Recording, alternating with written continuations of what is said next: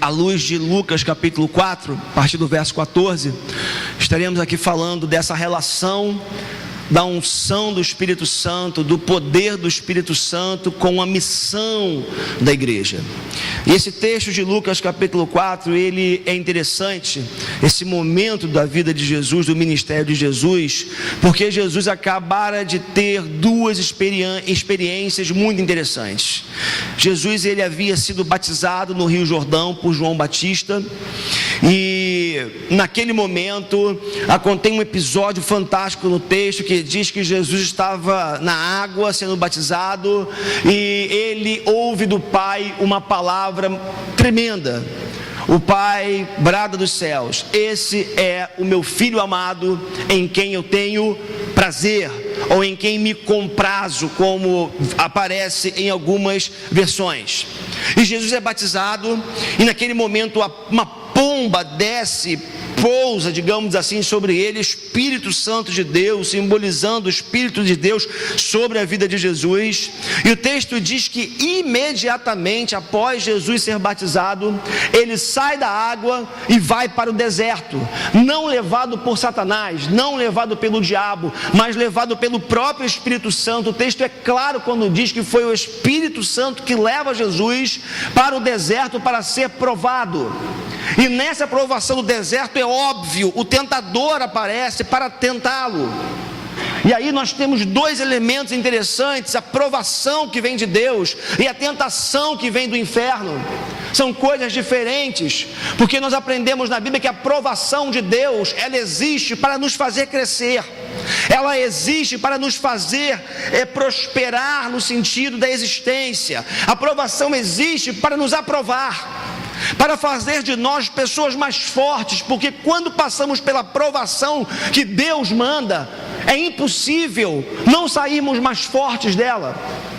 Mas, em contrapartida, existe também, e nesse texto de Lucas é muito bem evidenciada a figura do tentador, que quando entra em cena, quando aparece em cena, ele não faz nada para nos elevar, para nos fazer crescer, para nos fazer progredirmos, prosperarmos na vida. Ele aparece na Bíblia também como sendo o tentador, aquele que joga para derrubar, aquele que age para fazer cair. Se de um lado no deserto estava Jesus sendo provado por Deus, o Pai provando o Filho, capacitando para a missão que ele começaria em breve, do outro lado havia Satanás tentando derrubar Jesus, oferecendo reinos, provocando Jesus para que ele pudesse colocar Deus à prova, por assim dizer, porque esse é o papel dele. Mas o fato é que Jesus passa 40 dias no deserto, e como Deus homem Deus, ele passa pelo deserto, não cai na esparrela de Satanás, não se deixa levar pelas propostas do inferno, como muitas pessoas deixam, e como Adão deixou lá atrás, se deixou levar. E Jesus, ele vence o tentador na própria palavra de Deus, porque a Bíblia diz que, ali no Evangelho de Lucas, que o tentador usou a própria Bíblia para poder tentar Jesus, dizendo: está escrito. E Jesus o tempo todo vinha e dizia: mas também está escrito. E depois desse tempo no deserto, Jesus sai vencedor, não cedendo à tentação de Satanás. E quando Jesus sai do deserto, ele vai para Nazaré, o lugar que ele cresceu, o lugar onde as pessoas o conheciam, onde ali a turma sabia que aquele jovem, por que não dizer, ele era filho de José, filho de Maria. Todos ali, quem sabe, conheciam seus irmãos, conheciam a família de Jesus. E o texto nos informa que Jesus, o primeiro lugar para o qual Jesus vai, depois de ser tentado, para iniciar o seu ministério público, foi em Nazaré. E chegando em Nazaré, ele entra numa sinagoga. E o texto é interessante, porque diz que era um sábado. Era um dia de sábado. Os judeus faziam isso como fazem até hoje com frequência. Eles estavam numa sinagoga. Sinagoga era um lugar interessante porque ela foi criada aproximadamente 500 anos antes da vinda de Jesus, quando o povo de Israel estava no cativeiro. Para você apenas lembrar, a Babilônia entra em Jerusalém, toma a cidade, destrói o templo que era o lugar da adoração, o templo que era o lugar do culto, e a Babilônia leva uma quantidade significativa de judeus para o exílio na Babilônia, sem templo, sem lugar de culto. Eles acabaram se vendo com a necessidade de construírem um espaço para se reunirem, para fazer o quê? Pelo menos duas coisas: lerem as escrituras sagradas e fazerem orações.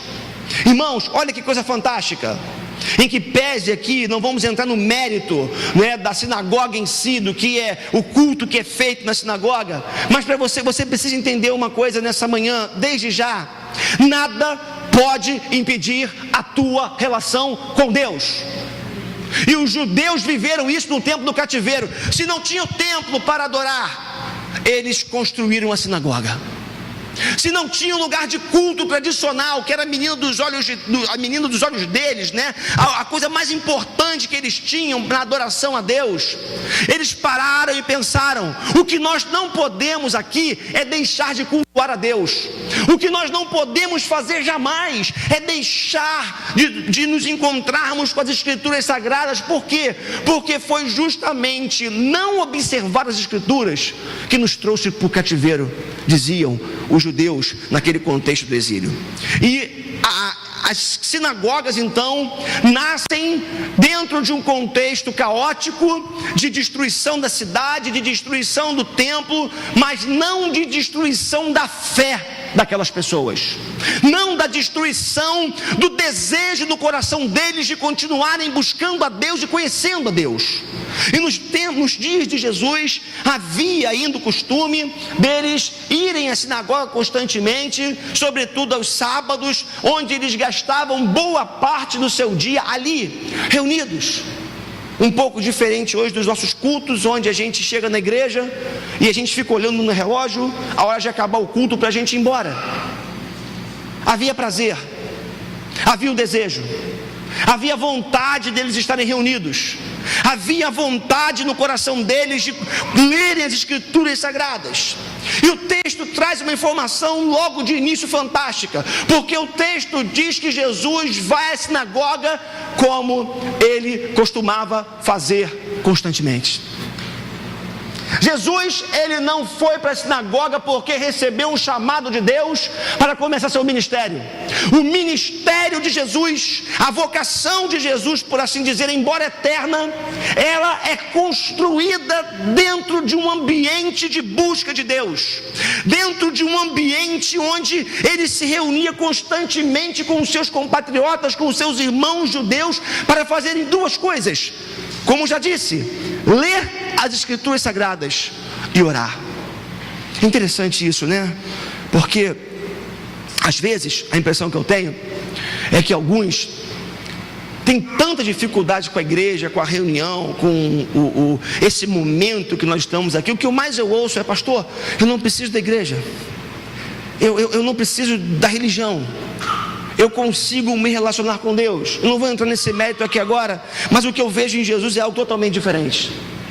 Eu vejo Jesus começando o seu chamado, começando o seu ministério, melhor dizendo, dentro de uma comunidade, dentro de um grupo, dentro de uma regularidade na busca de Deus, na leitura das escrituras sagradas. Era sábado, ele estava na sinagoga, como já lhes disse, e uma informação fantástica que vem na sequência é que o texto vai nos dizer que Jesus volta do deserto, entra na sinagoga e ele estava cheio do Espírito Santo. Irmãos, essa informação é fantástica, fundamental e deve produzir algo novo no nosso coração nessa manhã. Jesus, o Filho de Deus, Deus por natureza, estava ali como homem, mas cheio do Espírito Santo. E você pode dizer: ele estava cheio do Espírito Santo porque ele era Filho de Deus. Ele estava cheio do Espírito Santo porque ele era Deus. Mas deixa eu te dizer uma coisa para você: se tinha uma coisa que não faltava na vida de Jesus, era devocionalidade. Se tinha uma coisa que não faltava na vida de Jesus, era disciplina.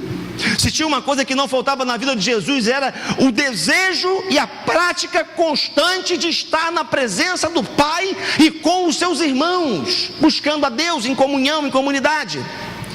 E o texto nos informa que ele estava cheio do Espírito Santo. E eu acredito que existem alguns fatores que são importantes, fundamentais, num processo de enchimento, por assim dizer, do Espírito Santo. Porque não basta querer, não basta você falar assim, eu desejo estar cheio do Espírito Santo, não basta você saber que você pode estar cheio do Espírito Santo.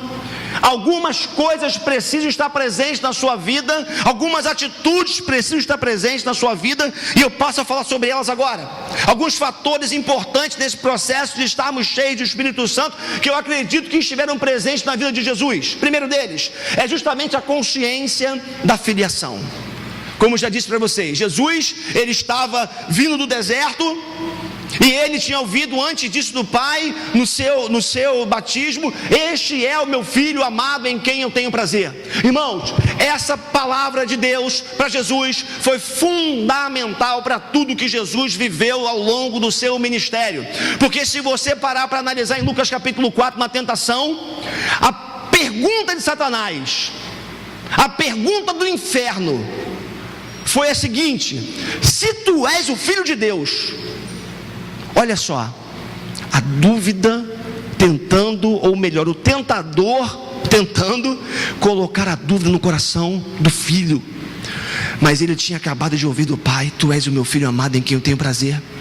Então a primeira coisa que você tem que entender nessa manhã, ou lembrar, é que essa consciência de quem você é, se você entregou o teu coração para Jesus, se você nasceu de novo, se você foi regenerado pela graça de Deus, como a palavra de Deus diz, se você foi alcançado por essa graça, você é filho de Deus. E a melhor definição que nós encontramos para isso é no evangelista João. João vai dizer justamente isso. Ele diz que ser filho pressupõe a regeneração no espírito. Ser filho pressupõe nascer de novo. Ser filho pressupõe você, não como Nicodemo sugeriu, voltar para o ventre materno e nascer de novo. Não, é nascimento espiritual. É uma transformação radical que vem de Deus, que nasce do coração de Deus para a tua vida e para a minha vida. E Jesus tinha essa consciência de quem ele era. Ele era filho de Deus, filho unigênito de Deus. Nós temos que nascer de novo para sermos filhos de Deus. Jesus não. Simplesmente Jesus, ele, como filho de Deus, e ouvindo aquela palavra, aquilo foi fundamental para Jesus sair para a sua missão, para a missão que o Pai havia conferido para ele. Então ter consciência disso é fundamental. Na verdade, ter consciência de algumas coisas é fundamental para a vida, né? Um filho que não tem consciência do amor do seu pai dificilmente consegue ser uma pessoa inteira, falando no campo humano.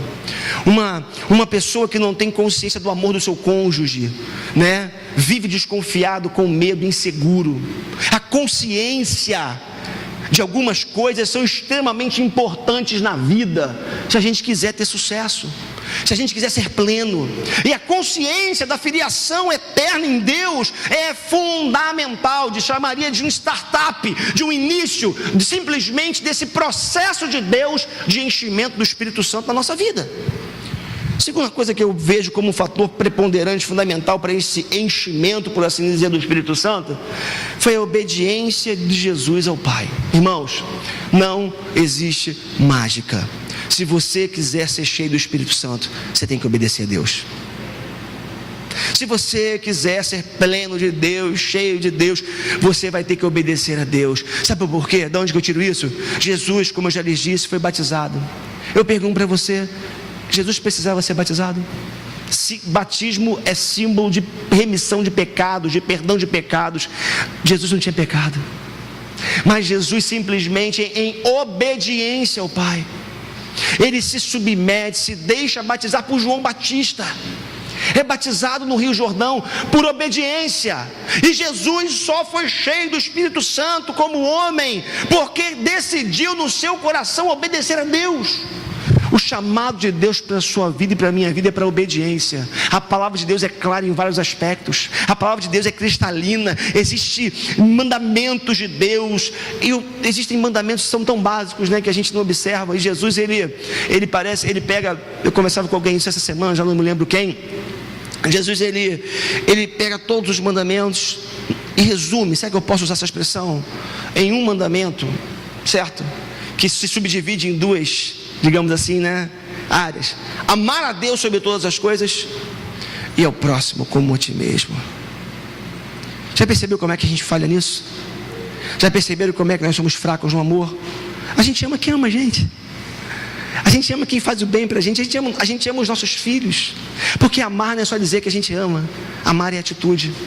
E a gente precisa olhar para a palavra de Deus, voltar para a palavra de Deus, simplesmente resgatar essa obediência, aquilo que Deus manda a gente fazer, se submeter a esse Deus. Sem obediência, sem submissão, é impossível você ser cheio do Espírito Santo. Tem um monte de gente por aí que se diz ser cheio do Espírito Santo, mas não obedece a Deus. Eu vejo uma incoerência, uma incompatibilidade absurda, uma impossibilidade disso ser uma realidade. Terceiro fator: sua constância em buscar a presença do Pai. Mais uma vez eu repito, o texto diz que Jesus vai para Nazaré, entra na sinagoga e faz o que ele costumava fazer regularmente. Jesus não foi para a sinagoga porque era um evento, porque era uma festa, porque era um dia especial, porque tinha um churrasco, porque tinha algo a mais. Jesus simplesmente deu continuidade ao que ele fazia regularmente. Meu irmão, minha irmã, deixa eu dizer uma coisa para você aqui que já está estampada, clara aqui nessa manhã. Se você quiser ser cheio do Espírito Santo, tem que ter regularidade na sua vida na busca de Deus. Esse negócio de você achar que vir à igreja uma vez por mês, vir à igreja de 15 em 15, vir à igreja de vez em quando, ou participar de vez em quando de um evento, orar de vez em quando, ler a Bíblia de vez em quando. Já percebeu? A gente está angustiado, lê a Bíblia, a gente está com alguma aflição, vai orar. Não! Você precisa, como Jesus, fazer constantemente ter constantemente na sua vida, na sua agenda, esse buscar a Deus. Não dá para ser cheio do Espírito Santo buscando a Deus de vez em quando, buscando a Deus quando tem dificuldade, buscando a Deus quando passa por lutas. Não dá para ser cheio do Espírito Santo quando você indo à igreja, se reunindo com seus irmãos em dias de festa apenas. Tem que ter regularidade na sua vida, sob pena de você ir para o inferno. Não estou falando de inferno, eu estou falando aqui, sabe de quê? De você ser pleno, de você ser cheio do Espírito Santo e você não cumprir o papel que Deus tem para você aqui nessa história.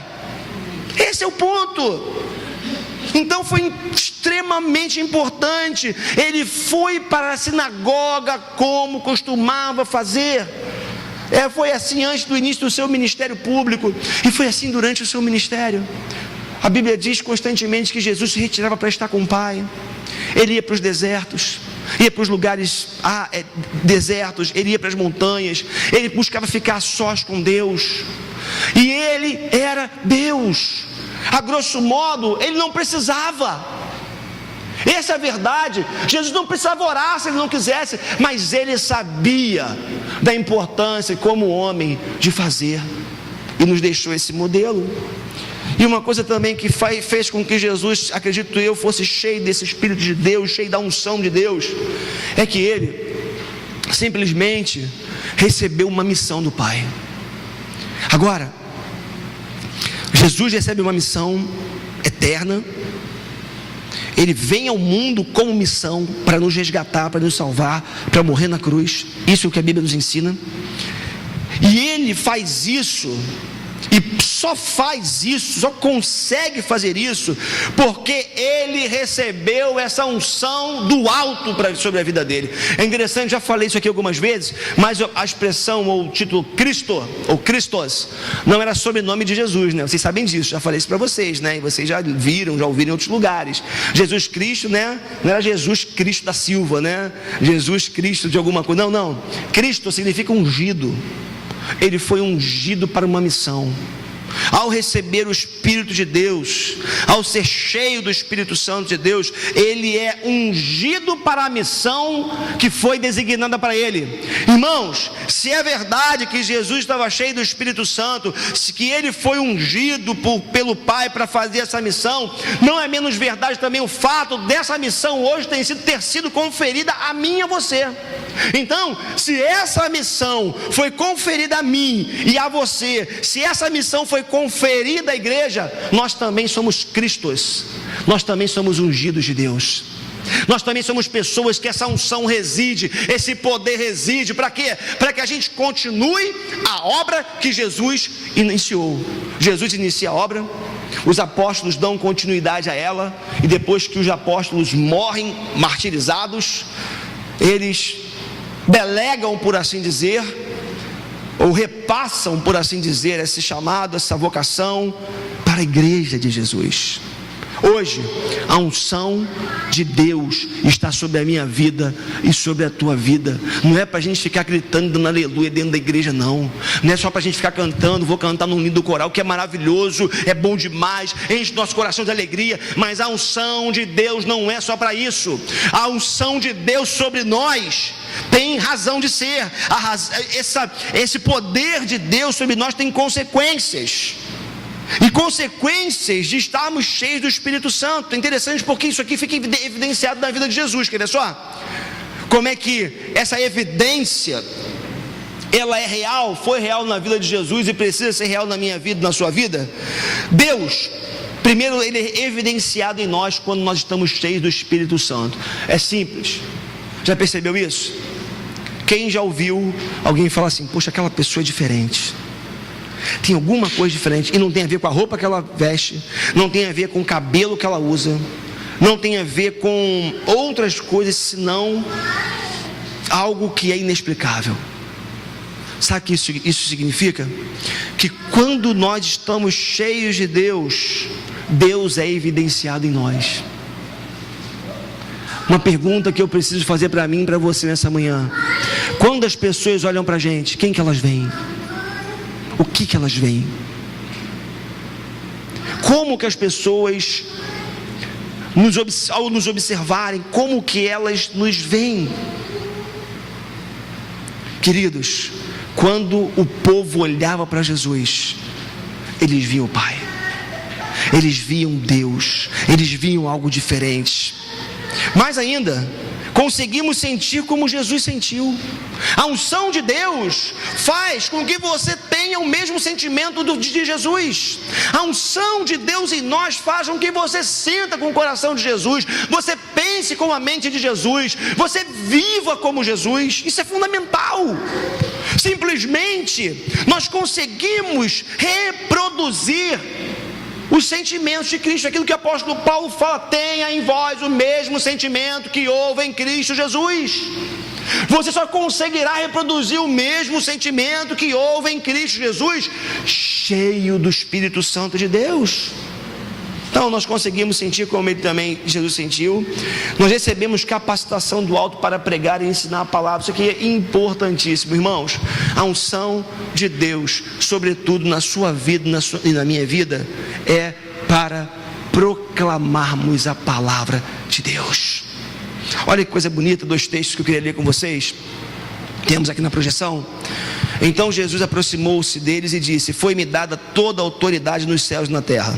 Portanto, vão e façam discípulos de todas as nações, batizando-os em nome do Pai, do Filho e do Espírito Santo. Preste atenção agora: ensinando-os a obedecer a tudo o que eu lhes ordenei, e eu estarei sempre com vocês até o fim dos tempos. Olha que Jesus está dizendo para os seus discípulos: vão, toda a autoridade me foi dada nos céus e na terra, e agora eu estou confiando conferindo essa autoridade a vocês. Agora vocês vão, façam discípulos e ensine-os a guardar. A palavra é didaquê, que se refere a ensino. Ensine, compartilhe essa palavra com os seus discípulos. E aí nós temos outro texto agora no livro de Atos, que vai dizer assim: e o Espírito disse a Filipe: aproxime-se dessa carruagem e acompanhe-a. Então Filipe correu para a carruagem, ouviu o homem lendo o profeta Isaías e lhe perguntou: o senhor entende o que está lendo? Ele respondeu: como posso entender se alguém não me explicar? Assim, convidou Filipe para subir e sentar-se ao seu lado. O eunuco estava lendo essa passagem da Escritura: ele foi levado como ovelha para o matadouro, e como cordeiro mudo diante dos tosqueadores, ele não abriu a sua boca. Em sua humilhação foi privado de justiça. Quem pode falar dos seus descendentes, pois a sua vida foi tirada da terra? O eunuco perguntou a Filipe: diga-me, por favor, de quem o profeta está falando? De si próprio ou de outro? Então Filipe, preste atenção, começando com aquela passagem da Escritura, anunciou-lhe as boas novas de Jesus. Atos capítulo 8, 29 a 35. O que Filipe está fazendo? Aproveitando uma excelente oportunidade que foi dada a ele por alguém que estava sedento da palavra de Deus, estava lendo o livro do profeta Isaías, mas não conseguia entender nada. E Filipe simplesmente começa em Isaías e chega até Jesus, anunciando as boas novas. Queridos, simplesmente a unção de Deus sobre a nossa vida, sobre a minha vida e sobre a sua vida, é para nós proclamarmos e para nós ensinarmos a palavra de Deus, proclamarmos como os arautos de Deus, como os proclamadores das boas novas, aqueles que anunciam o evangelho de salvação para aqueles que estão perdidos, mas também no âmbito pessoal, particular, fazermos discípulos e ensinando nos mínimos detalhes a vontade de Deus. Sabe por que a igreja de Jesus é tão fraca? Eu vou usar essa expressão aqui sob pena de ser mal interpretado, mas eu não vou hesitar. Sabe por que a igreja de Jesus é tão fraca? Porque falta discipulado, falta gente ensinando a palavra nos mínimos detalhes. As pessoas em geral acham que isso aqui é suficiente na semana. Eu vou repetir mais uma vez: não é. Você, eu, todos nós, a igreja de Jesus precisa ser discipulada, precisa sentar-se ao lado de alguém mais experiente, alguém com conhecimento, uma caminhada um pouco maior, para que haja esse compartilhar da palavra de Deus, para que as questões que ainda residem em nós, as dificuldades que nós temos com alguns temas ainda sejam dirimidas, sejam desfeitas, e somente o discipulado faz isso. Somente o perguntar sincero, aquela velha história, né? Toda pergunta sincera merece uma resposta sincera, ou uma pergunta honesta merece uma resposta honesta. Tem gente que faz pergunta para te pegar, né? Tem gente que faz pergunta para tentar te derrubar na curva. Agora, tem muita pergunta honesta que precisa de resposta, e o discipulado é o melhor lugar para isso acontecer. Jesus, ele é o nosso modelo perfeito de homem. Ele é perfeito, o modelo perfeito de homem, é o modelo perfeito de filho, é o modelo perfeito de servo, e nós precisamos olhar para ele e copiar a vida de Jesus. E aí, queridos, Jesus, ele lê um texto, né? Na verdade, o que está acontecendo aqui? Jesus entra na sinagoga. Na sinagoga, a lei, os judeus dividiam a lei em aproximadamente 54 porções, onde eles pudessem ler ao longo de todo o ano. E se você for parar para olhar o texto comigo com mais cuidado, você vai ver que o texto foi aberto no livro do profeta Isaías. Por quê? O texto foi aberto no livro que, a grosso modo, para você poder entender, estava na sequência de todas as leituras semanais que eram feitas. E havia uma quantidade de versículos que deveria ser lida naquele dia, na sinagoga.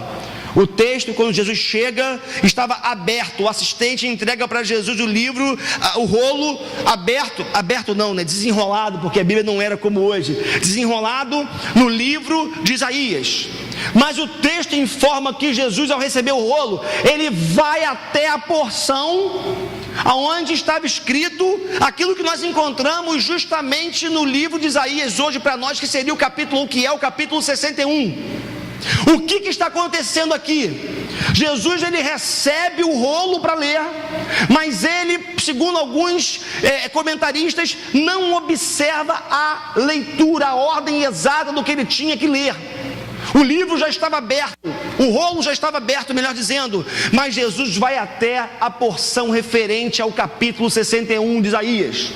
E mais interessante ainda é o fato de que quando Jesus lê um versículo e meio, Jesus não chegou a ler 2 versículos, Jesus não completa a leitura de Isaías, do capítulo 61, ele lê um versículo e meio. O texto diz que Jesus pega o rolo. Era comum deixar o rolo aberto para continuar a sequência do próximo leitor, para a semana seguinte, enfim. O texto diz que Jesus pega o rolo, fecha e entrega de volta para o assistente. E diz: hoje cumpriu-se a Escritura. Isso é fantástico, porque simplesmente ali Jesus está dizendo que nele a vontade de Deus estava se cumprindo, o projeto eterno de Deus estava se cumprindo.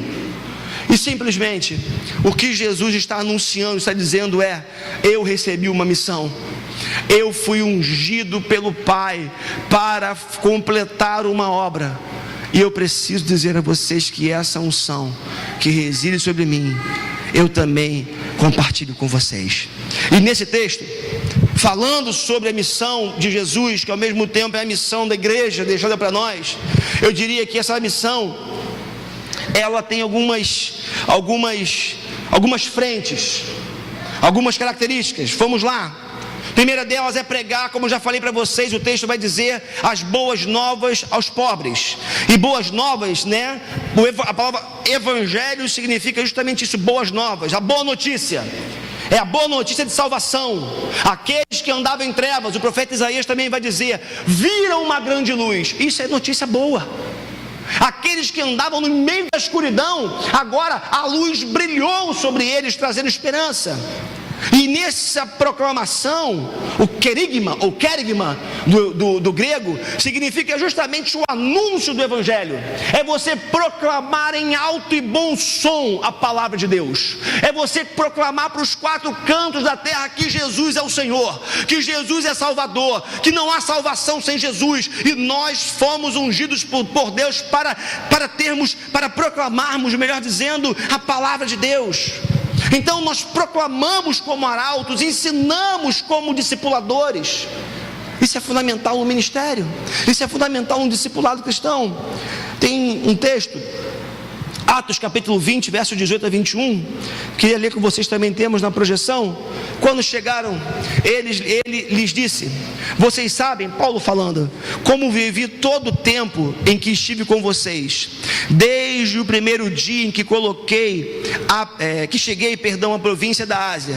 Servi ao Senhor com toda a humildade e com lágrimas, sendo severamente provado pelas conspirações dos judeus. Vocês sabem que não deixei de pregar-lhes, preste atenção, vocês sabem que não deixei de pregar-lhes nada que fosse proveitoso, mas ensinei-lhes. Paulo pregou e Paulo ensinou, e ensinei-lhes tudo publicamente e de casa em casa.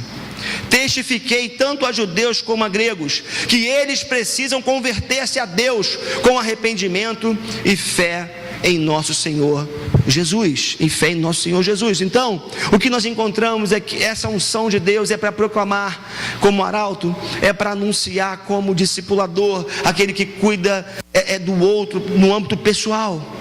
Mas essa unção de Deus, ela, segundo o texto, ela residiu na vida de Jesus e reside na minha vida e na sua vida, para nós proclamarmos liberdade aos presos. Se por um lado você fala da salvação em Cristo Jesus, da esperança do céu, você diz que Jesus é o Senhor, essa mensagem do Evangelho também precisa ser uma mensagem de libertação. Irmãos, tem muita gente presa, tem muita gente acorrentada, tem gente presa a mágoas do passado, tem gente com feridas abertas que não consegue deixar, tem gente que não consegue perdoar, tem gente cheia de ódio no coração, tem crente que odeia, tem crente que não consegue se livrar das suas mágoas.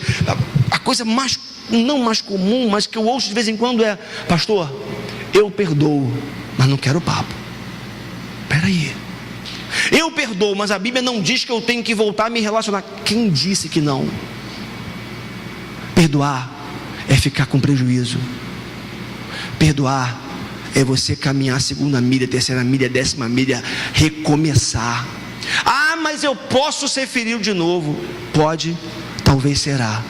Mas o discípulo de Jesus é alguém que perdoa mesmo.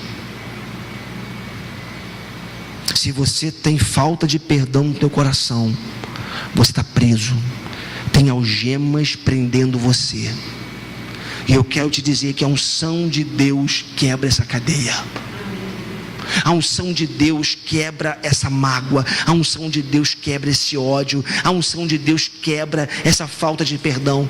A unção de Deus destrói os pecados que muitas vezes nos aprisionam. Tem pecados na nossa vida muitas vezes que já se tornaram hábitos, e a gente já desistiu de lutar contra eles. Meu irmão, em nome de Jesus, não desista de lutar contra o pecado. Não deixe que o pecado te aprisione. Seja qual for, seja o que for, você sabe que é pecado, você sabe que é erro, você sabe que não agrada a Deus. Se você tem o Espírito de Deus, o Espírito de Deus denuncia o pecado em você, não preciso te dizer, porque você sabe. E se você sabe que é pecado, se você sabe que é erro, entenda nessa manhã que essa unção, se você buscar a Deus, se o poder de Deus vier sobre a tua vida, esse pecado não te dominará mais. Pessoas presas ao passado, presos ao futuro, uma ansiedade crônica no coração, presos a falsas esperanças, a religiosidade fria, morta, que não leva a lugar algum, presos a propostas de igrejas, presos a projetos humanos, a religiosidade fria e vazia, presos a uma identidade que foi construída por outra pessoa e não a identidade que Deus quer que você viva. Já percebeu isso? Tem pai, muito comum, que constrói a identidade dos seus filhos. Os filhos são aquilo que os pais determinaram. Meu filho vai ser médico quando crescer.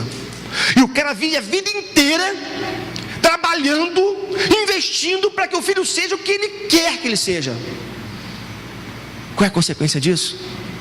O sujeito cresce, se torna homem, se torna mulher, mas a identidade que ele tem não é a identidade que ele gostaria de ter, e o seu sonho próprio pessoal, mas foi o que foi construído nele.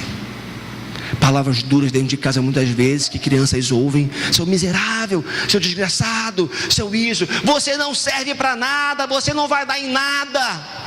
Chega lá na frente, o sujeito olha para dentro e fala assim: ó, eu não sirvo para nada, eu não vou dar em nada, então minha vida é isso aqui mesmo. E o sujeito vive aquela mediocridade na existência. Gente presa ao passado, gente presa ao futuro, gente presa a uma identidade que foi construída pelas circunstâncias ou por outras pessoas, gente presa ao dinheiro. Oh, como tem prisão! Passaria o dia inteiro aqui falando das prisões para a alma, mas que a unção de Deus pode quebrar. Se a unção de Deus está sobre a tua vida, Deus também diz que você pode ser instrumento para a recuperação da vista aos cegos.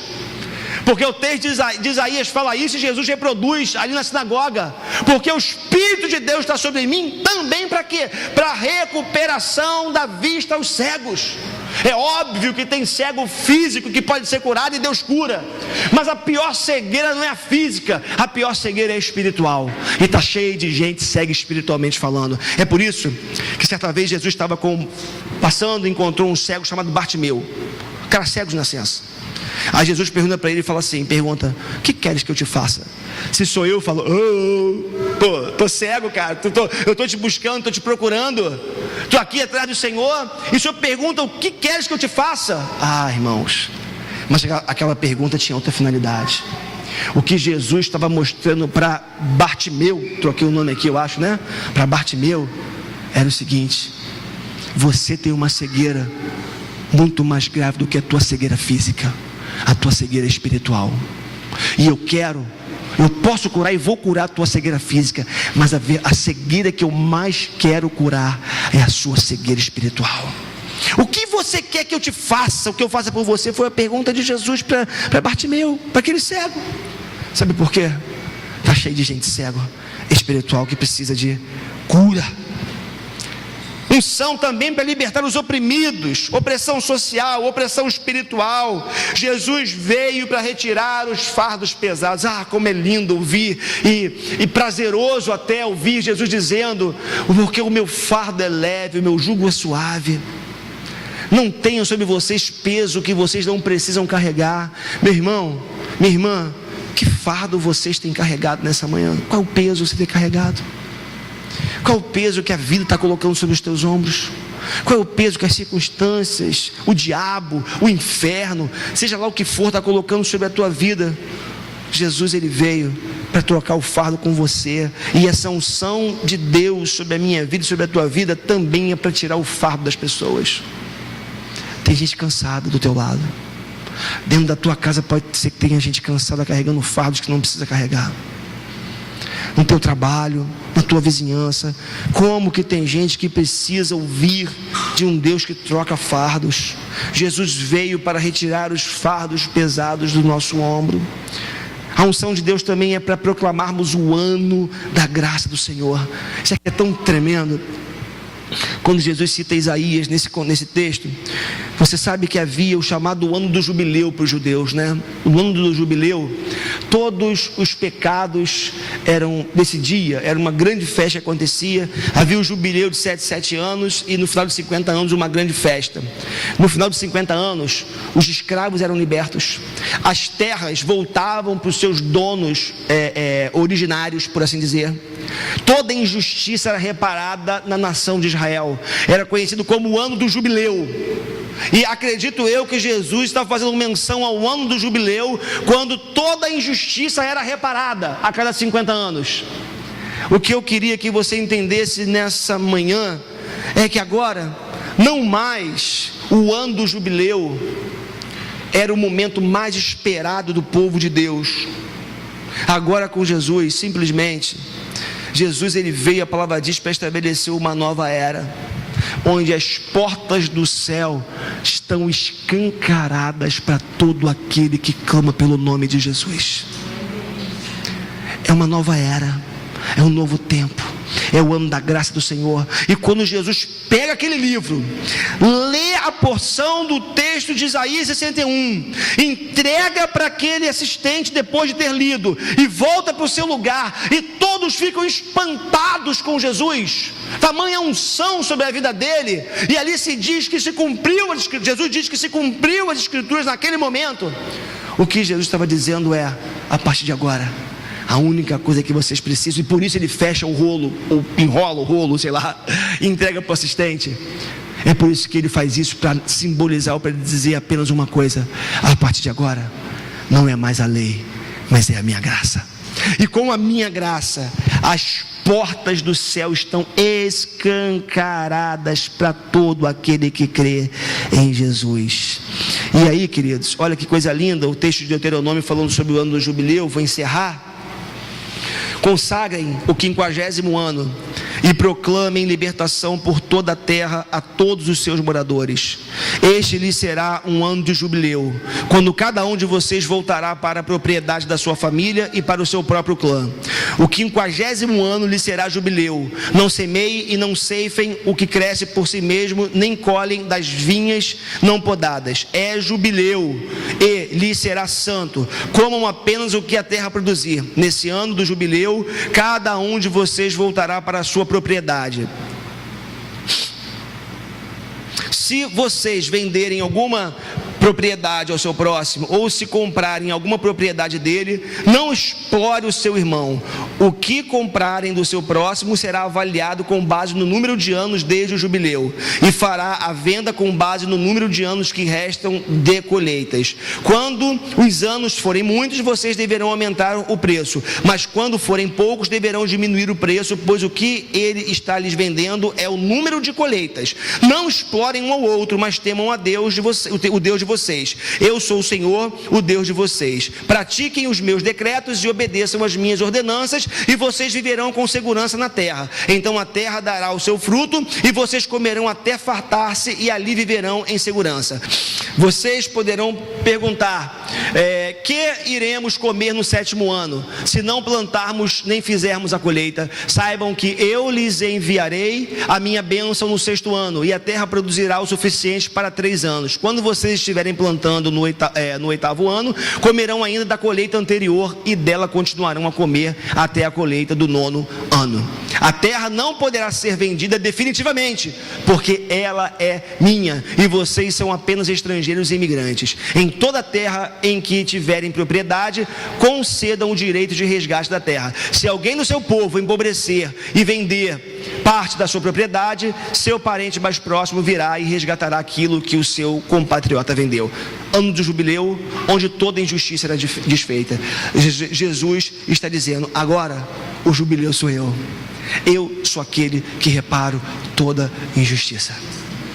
Eu sou aquele que simplesmente vim para, ao derramar da minha unção, do meu poder, fazer com que toda injustiça seja desfeita. Queridos, eu concluo essa mensagem nessa manhã dizendo que a unção do Espírito de Deus está sobre a vida de todo aquele que crê, se submete ao senhorio de Jesus e o busca constantemente, com uma disposição constante também no coração de servi-lo. Você abre o coração para crer, você se submete, você serve, você ama esse Deus.